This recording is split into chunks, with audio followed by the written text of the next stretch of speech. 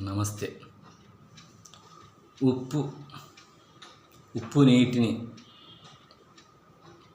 ఉప్పు సముద్రంలో మనం స్నానం చేసి వచ్చిన తర్వాత ఆ నీటితో శుభ్రం కాదని తెలిసి ఇంటి వద్దకు వచ్చి మంచినీటితో స్నానం చేస్తాం. అట్టని ఉప్పు ఒక ఈనుము ముక్కని తీసి ఉప్పు దాంట్లో వేస్తే ఈనుము మొత్తం కూడా తుప్పు పట్టిపోద్ది. శరీరం పైన స్నానం చేస్తే ఉప్పు మలిన పదార్థాన్ని తీసేస్తున్నాం. లోన ఎముకలకి అది పట్టి ఉప్పు తిన్న ఆహారం తినగానే ఎముకలు ఏమవుతున్నాయి? గుల్లబారిపోతున్నాయి, అంటే బెండులాగా తయారవుతున్నాయి. మనం జారి పడితే మళ్ళీ లేగలేని స్థితికి వస్తున్నాం.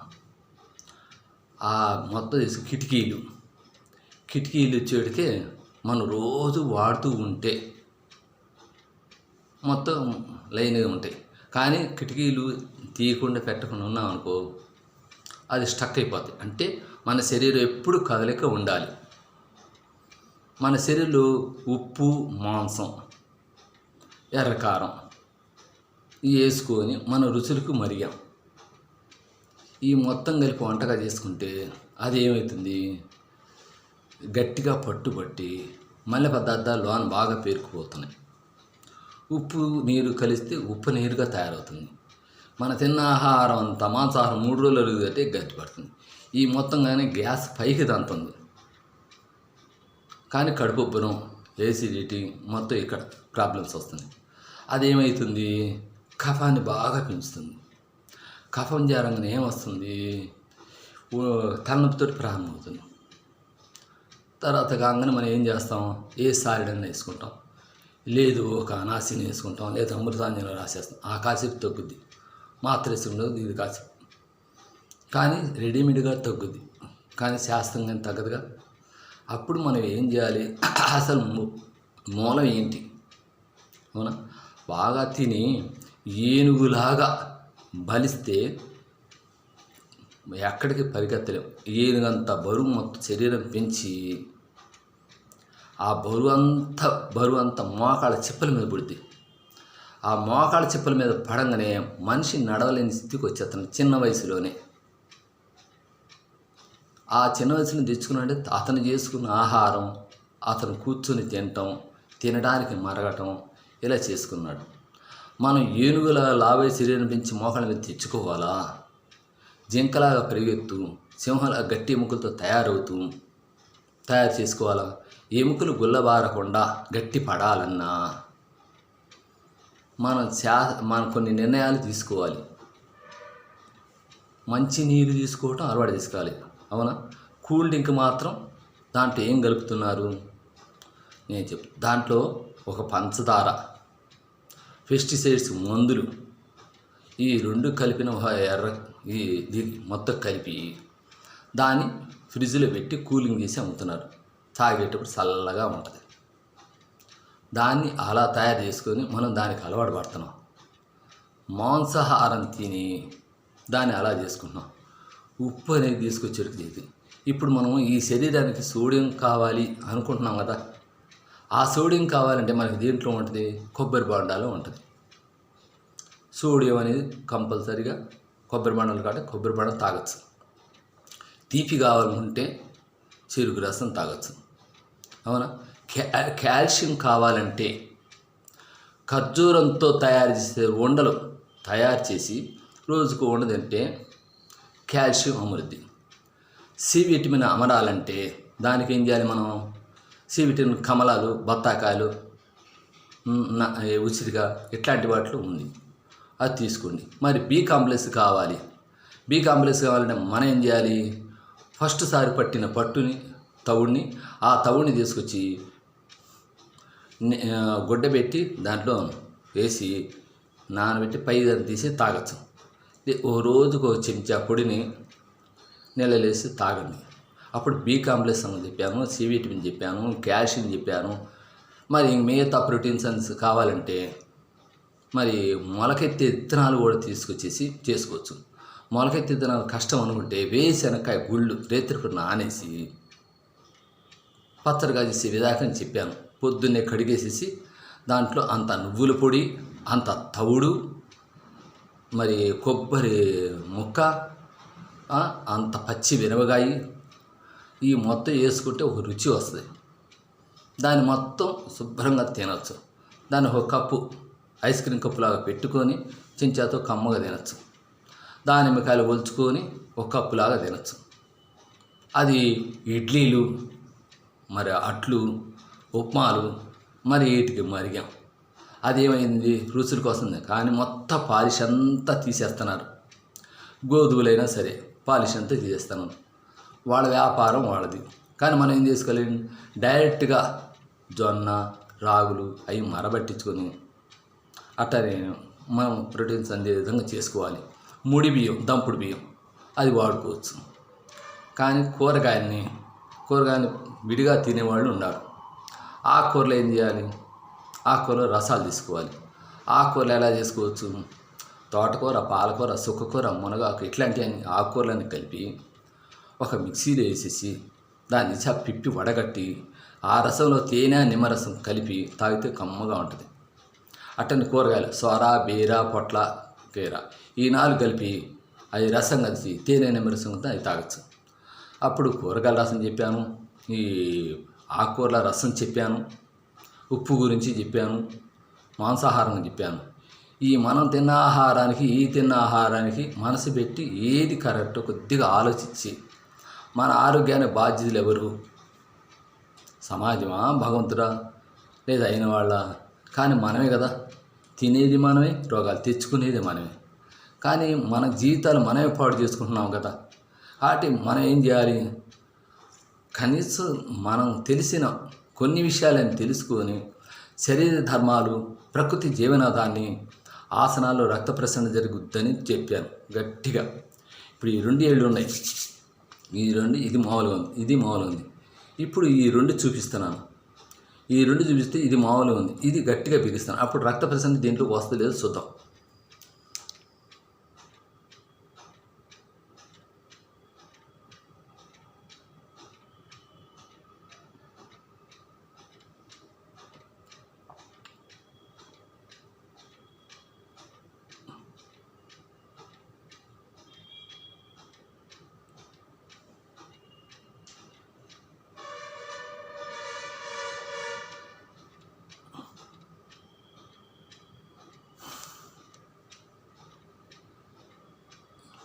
ఇప్పుడు దీంట్లో రక్త ప్రసరణ ఉరకలేస్తూ వస్తుంది. దీంట్లో రక్త ప్రసరణ జరగదు. దీన్ని వాడుతున్నాం. ఈ 2 అరచేతులు చూసుకొని మీరు ట్రైల్ తీసుకోండి, వస్తుంది. అట్ట ప్రతి అవయవంలో రక్త ప్రసరణ ధారాపోతంగా పోవాలి. అది కదా, అట్ట నీరు ధారాపోతంగా పోవాలి శరీరంలో. గాలి ధారాళంగా వెళ్ళిపోవాలి. మనం శుభ్రంగా వెళ్ళిపోవాలి. మూత్రం పరిశుభ్రంగా వెళ్ళిపోవాలి. 6 విషయాలు తెలుసుకుంటూ ఉంటే మనం ఆరోగ్యవంతులవుతాం. కానీ ఒక కరివేపాకు బాగా వండచేసి రోజుకు వండ తినండి. అది తింటే రక్త శాతం బాగా పెరుగుతుంది. అట్టని యాపిగులు రోజుకి ఇంత వండ తయారు చేసుకుని కడుపులో తినండి. లోన నులి పురుగు లాంటివి చనిపోతాయి. యాపొల్ల పెట్టి తవ్వితే పళ్ళు పరిశుభ్రతగా ఉంటాయి. ఇట్లా ప్రకృతికి సంబంధించిన ఎన్నో విషయాలు ఆనాడే పెద్దలు చెప్పారు మనకి. కానీ అవన్నీ మనం ఆచరించట్లేదు, మన పిల్లలకి నేర్పట్లేదు. పిల్లలకు తెలిసినా పెద్దోళ్ళకి చెప్పలేకపోతున్నారు. కాబట్టి ఇవన్నీ కొన్ని విషయాలు మీకు ఎందుకు చెప్తానంటే, ఆహారం చెప్పాను, ఈ రసాలు ఎలా చేయాలో చెప్పాను, వండుకునే విధానం, పాలిష్ పట్టిన ఆహారం కన్నా పాలిష్ పట్టని ఆహారం, ముడి సరుకులు తినమన్నాను. వెనకటి కాలంలో పొలానికి వెళ్ళి ఇట్లా తీయంగానే వేరుశనకాయ పొత్తులు వచ్చాయి, వేరుశనకాయ గుళ్ళు, అవి తీసి శనకాయ కలిసి తినేవాడు డైరెక్ట్గా. అట్టనే తాటి ముంజులు బయట అలది, అట్టాగలు, అట్ట రేగాయలు పొలంలో తిని ఆ పారెడు నీళ్ళు తాగి పని చేసుకునేవాడు. అట్ట నీళ్లు తాగేవాళ్ళు, ఇటు ఆహారం తీసుకునేవాళ్ళు, కష్టపడి పని చేసేవాడు. శరీరాన్ని కష్టపెడితేనేమో గట్టి పడతాము, ఏది సింహాలకు తయారవుతాం. నీరు తాగితే మంచి శరీరానికి కావాల్సిన ఆ శరీరంలో పోయిన ఏది శక్తి, ఏది దాని నీరంతా ఇంకిపోతుంది కదా, దాన్ని తగ్గట్టు నీరు పోస్తున్నాం. తెల్లారుదాం లేసేమో నీటితో దీన్ని శుభ్రం చేస్తున్నాం. మనం శరీరం పైన శుభ్రం చేస్తున్నాం. ప్లేట్లైట్ పడిపోవడానికి దాని పేరు నేను బొప్పాయి బొప్పాయికాయ తింటే చాలా మంచి విరోచనం చేయదు. సొరకాయ ఉంది, సొరకాయ చేసుకుంటే ఫ్రీ మోషన్ ఉంది. అట్లా మన ఆహారంలోనూ, కూరగాయలోను, ఆకుకూరలోను, పళ్ళలోను, ముడి సరుకుల్లోనూ ఏముండే అన్ని వివరాలు చెప్పాము. ఇవన్నీ మనం ఏది ఎలా తాగాలి, ఏది ఎలా చేసుకోవాలి వేసుకోండి. కుండలో నీళ్ళు తాగితే ఆరోగ్యం అని అందరూ తెలుసు. కానీ మనం ఏం చేస్తున్నాం, ప్లాస్టిక్ దాంట్లో పెట్టుకుని నీళ్ళు తాగుతున్నాం. అవునా? వెనకటి పద్ధతి నడవటాలు పోయినాయి, వ్యాయామాలు పోయినాయి, ఆసనాలు పోయినాయి, ప్రాణాయామాలు పోయినాయి, ఏసీలు వచ్చేసినాయి, పని చేయకుండా స్విచ్ నొక్కితే అన్ని పనిచేసే మిషన్లు వచ్చేసినాయి, నడవకుండా చేయకుండా ఇంట్లోని బాత్రూమ్లు ఏర్పడ్డాయి. కాబట్టి శరీరం ఎక్కువగా సుఖాలకు ఎక్కువ అలవాటు పడ్డాం. శరీరం అంతా మన పని మనం చేసుకోలేక ఒకరి మీద ఆధారపడి స్థాయికి వచ్చేస్తున్నాం. అది కరెక్ట్ కాదు. ముందు మనకేం చేయాలి, మన కుటుంబం కోసమైనా మనం చేసుకుంటే, ఇప్పుడు మొత్తం శుభ్రం చేసుకుంటూ తెల్లబాదని సప్త ఋషులు ఉంటారు కదా, భగవంతులను పైలోకం ఉంటారు కదా, దాన్ని మనం ఏం చేసుకోవాలి, ధ్యానంలో కూర్చోవాలి. ధ్యానం అంటే ఏంది, శ్వాస మీద ధ్యాస అన్నా ధ్యానం అన్నా ఈ రెండు. అసలు మనసే కరెక్ట్గా లేనప్పుడు ఒక దీపం ఉంది, ఇట్ట రెపరెపలాడుతుంది, దాన్ని దీపం పెట్టాలి. అంటే మనం ప్రాణం కూడా కొట్టుమిట్టాడుతుంటుంది. అవునా? దాన్ని మళ్ళీ లైన్ చేసుకోవాలంటే ఆరిపోకుండా మన ఆహారాన్ని, మంచి ఆహారం తీసుకుని మళ్ళీ కరెక్ట్గా ఆ దీపం కూడా అలాంటిది. అంటే మన మనసు కూడా ఒక దీపం లాంటిది, రెపరెపలాడకుండా, టెన్షన్ పడకుండా, ఈ మొత్తం కూడా మానసిక ఒత్తిడితో, కుటుంబ కలహాలు కావచ్చు, డబ్బు ఫైనాన్స్ కావచ్చు, సమాజంలో కావచ్చు, మనిషి రీతిలో టెన్షన్ అంటే వృత్తి ధర్మంలో కంఫర్ట్లు కావచ్చు. ఇటు ప్రతి మనిషికి వాళ్ళు టెన్షన్తో ఫీల్ అవుతుంటారు. ఆ టెన్షన్లన్నీ పగలల్లా రైతులకు వచ్చేస్తాయి. పొద్దున్నే రైతులు కూడా మొత్తం ఇక్కడ చేస్తాయి కదా, ఏది చేసిన మెదరేగా కారణం. ఆ మెదడు ఏం చేయాలి, ఆ మెదడు ఇరుక్కున్న ఈ మొత్తం మాంసాహారం సంబంధించిన చేసి దాన్ని విడుదల చేయాలని ఆ మాంసం, ఉప్పు, నీరు ఇవన్నీ ఏంటంటే రోగాలు పెరుగుతున్నాయి. ఈ మూడు కలయికల వల్ల రోగాలు మొత్తం వస్తున్నాయి. దీని పైకి లాగలేకపోతాం, ఎందుకంటే ఇంతవరకు నిండిపోయింది. మీరు అనుకుంటే ముక్కు వరకే అనుకుంటారు, తనలో కొన్ని మొత్తం నరాలన్నీ మొత్తం స్టక్ అయిపోయినాయి. కంటి నరాలు ఎరకపోయింది, కఫం, చెవులు ఎరకపోయింది, గొంతులు ఎరకపోయింది, మొత్తం శరీరం అంతా మళ్ళీ అయిపోయింది. గ్యాస్ అనేది పొట్టలోనే అనుకుంటాం, గ్యాస్ కాలు నరాలు కానీ జనెత్తిరి వాళ్ళకి గ్యాస్ అంతా పేరుకుపోయింది. ఒక మురుగుడు కాలం ఉంది, ఒక మురుగుడు కాలంని మొత్తం తీస్తున్నాం. తీస్తే ఏం చేస్తాం, బయట కుప్పేస్తాం. అవునా? అప్పుడు ఏమైంది, నీళ్ళు పోయి స్వచ్ఛంగా నీళ్ళు పారుదలైంది. అట్లాగే మన కడుపులోని ఉన్న మలి పదార్థాన్ని అనే చెత్తని, ఈ డబ్బాని మొత్తం ఖాళీ చేస్తే మన నీరు పోసి నీరు కూడా స్వచ్ఛంగా వెళ్ళిపోద్ది. అవునా? అప్పుడు అక్కడ కాలువ శుభ్రం చేస్తున్నాం, ఖాళీ డబ్బా మున్సిపాలిటీకి డబ్బా చేసి దాన్ని ఖాళీ చేస్తున్నాం. కానీ మన ఈ డబ్బాని ఖాళీ చేయగలిగితే రోగాలన్నీ తగ్గుతాయి.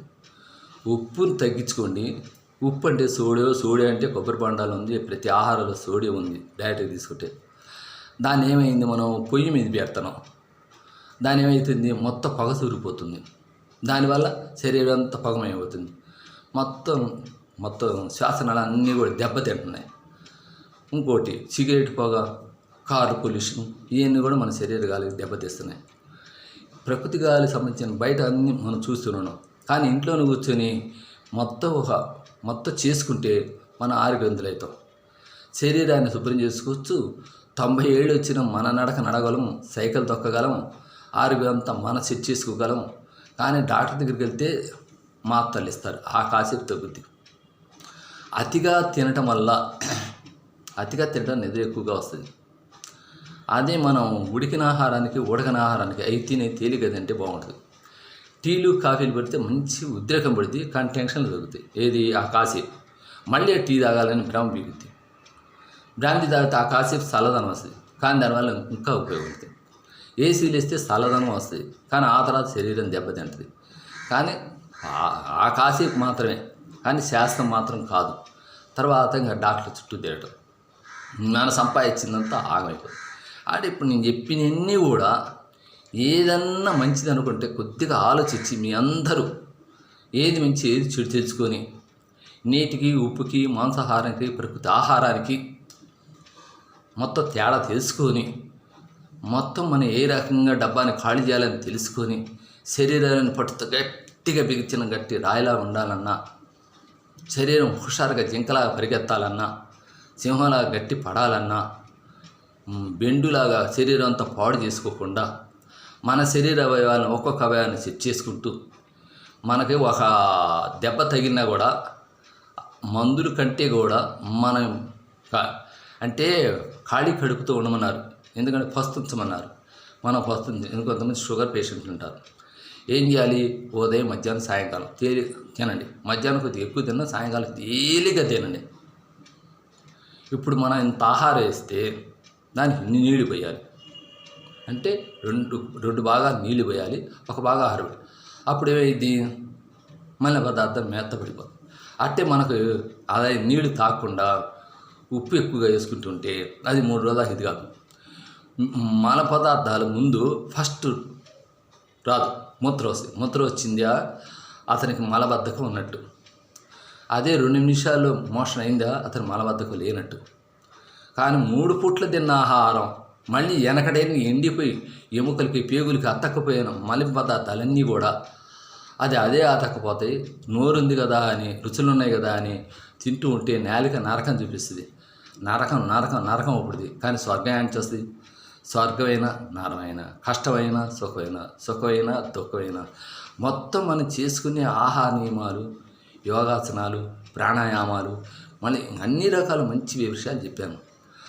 ఆరోగ్యం చెప్పాను, ఆనందం చెప్పాను, ఆదాయం సంగతి చెప్పాను, సుఖంగా ఉండాలని చెప్పాను. మనిషి జీవించిన వాళ్ళు ఆనందంగా జీవించండి, చెయ్యండి అయ్యా, చెయ్యండి. ఉంటా. నమస్తే.